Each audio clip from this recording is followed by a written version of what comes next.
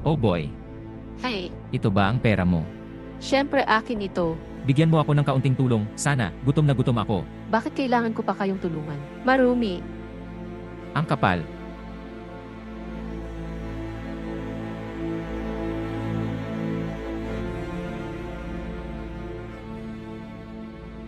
HMMM, anong klase girl, ha? Ako talaga. Hindi tulad mo na isang mahirap na tao. Hoy girl. Relo mo ba yun? Oo, ako ito. Ano ba ang gusto mong malaman? Ikaw na raggedy na tao. Oh, syempre. Ang bastos naman ho.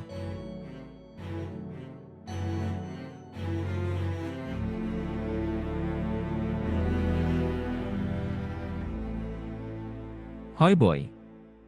Magkakaroon ka ba ng konting limos, barya na ibibigay sa akin, please? Hindi. Ngunit kung gusto mo, maaari mong itago ang sandwich na ito. Maraming salamat, anak.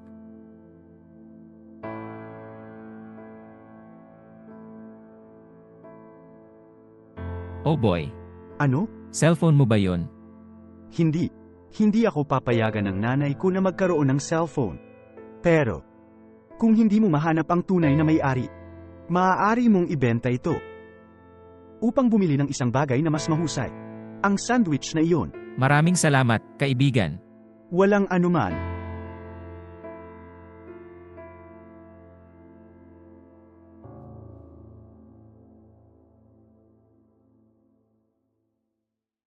Gusto kong bumili ng maraming magagandang damit. ako, binigyan ako ng bagong tablet ng tatay ko dahil nagkasakit ako sa isa. Alam mo ba kung ano ang pumunta kami dito para gawin? Umupo ka sa likod at maghintay, at huwag nang magtanong, Seraphim. Si Seraphim ay laging may mukhang batang walang kwenta. Totoo nga, Alam mo ba ang lolo ko? hindi ako interesado roon. Ang mahalaga ay kung may ibibigay siya sa akin. Ouch, ouch. Yung huling bata wala man lang pakialam sa cellphone niya, di ba? Ang batang iyon ay may mabuting puso, bata. Ngayon tingnan natin kung paano ito mangyayari sa huling karera. At maraming salamat. Masaya akong tulungan ka, okay? Tama. Magkita tayo doon sa workshop. Talagang, hanggang sa, bye, bye. Bye. Kamusta nga bata? Kumusta na po kayo? Napakahusay. Manuel, sabihin mo sa pinsan mo na malapit na akong umuwi dahil kailangan kong umuwi ngayon. Mga bata. Pasensya na sa pagbasag ng malungkot na balitang ito sa'yo pero... Oh. MR John. Umanaw siya 2 araw na ang nakararaan. Oh, malapit na. Matanda na talaga siya. Totoo ba itong si Manol? Oh, Seraphim. Pasensya na. Siya. Napakasakit. Mga bata. Siya. Pinakiusapan niya akong tipunin kayong 3 dito para pag-usapan ang mana.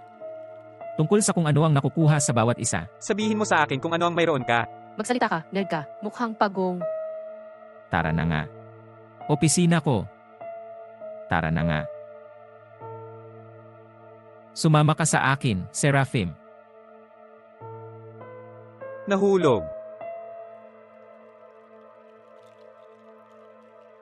Salamat, Seraphim.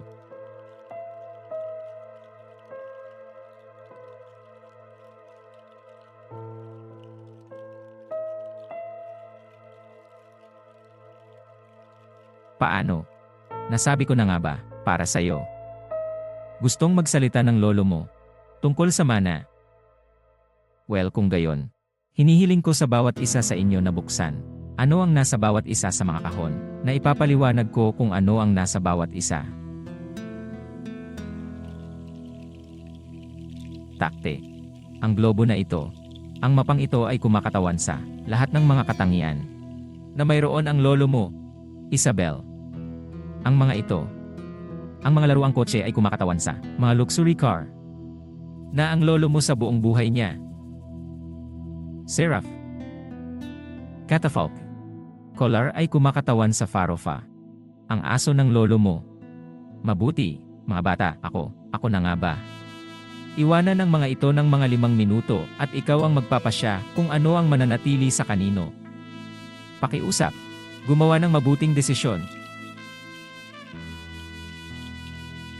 Gusto ko ang mga ari-arian. Pero ang mga ari-arian ay akin. Itago ang iyong mga card. Bigyan mo ako ng mga ari-arian ngayon. Hindi. Talunin kita, ha? Subukan. Hindi ako takot sa iyo.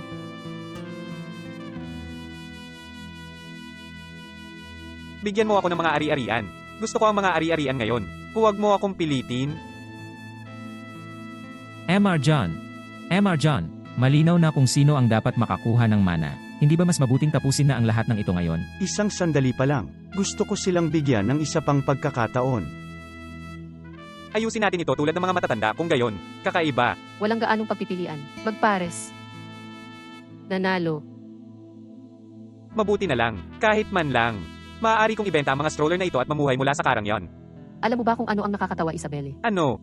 Na nakuha ko ang mga properties, nakuha mo ang mga kotse, at nakuha ng Seraphim ang Farofa Flea. Siguro wala ka ring pera para bayaran ang pagkain. Sapat na. Nakarating na ako sa isang conclusion. Pwede pumunta. Oo. Ikaw. Nagdesisyon ka na ba? Nagawa na nila ito. Ang iyong pagpipilian. Oh, well, nakuha ko ang mga ari-arian, nakukuha niya ang mga kotse, at iingatan niya ang Farofa. Napakahusay. Isa na lang ang huling natitira. Pasok ka na, sir. Kamusta mga bata? Lolo. Buhay ka. Oo, apo. Buhay na buhay ako. At mahusay na ginawa. Mahalagang pagsubok yan sa inyo. At ikaw, Tino. Anong disappointment, di ba? Naiwan ka ng pera na hindi sayo.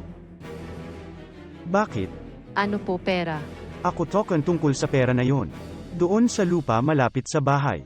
Na nakuha mo. Ngayon na, ibalik mo lang sa akin. Pag-endorso. Ano naman ang tungkol sa iyo, Donna Isabel?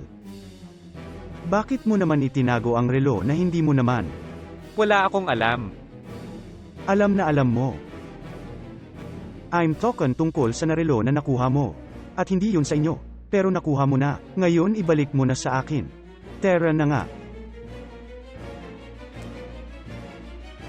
At ikaw, Seraphim? Ang saya-saya ko sa inyo. Ikaw. Pinakain niya ang mga nagugutom. Hindi mo tinanggap ang cellphone na hindi sayo. Ikaw. Magaling siyang bata. Ikaw ay isang halimbawang dapat tularan. Kumapit ka, Lolo. Ibig mong sabihin, hindi natin itatago ang alinman sa mga bagay na ito. Hindi. Ikaw at siya. Hindi nila deserve ang alinman sa mga ito. Teka.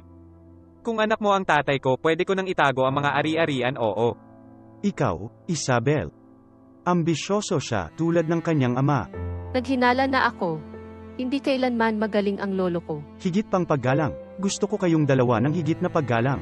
MR John, hindi mo maaaring itaas ang iyong sarili. Gusto mo ba akong mag-break ng balita o gusto mo akong mag-break ng balita? Hindi. Maaari mong basagin ang balita. Sa desisyon ng lolo mo. MR John, ang mana ay mananatili sa piling ng kasama si Seraphim. Binabati kita, Seraphim. Salamat, Lolo. Maaari ka, Apo. Karapat dapat kayo rito. Alam mo ba, wala na akong ibang gusto sa inyo. Sige na, Isabelle. Sa labas, umalis ka na dito. Ikaw, Seraphim. Hi! Bata ka pa rin.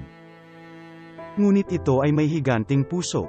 Lalago ka, ikaw ang magmamay-ari nito at sigurado akong aalagaan mo ang lahat ng may pagmamahal at pag-aalaga. Lalo na ang Farofa. At ipagpatuloy ito. Mahal na mahal kita, Lolo. Ako rin ang apo ko.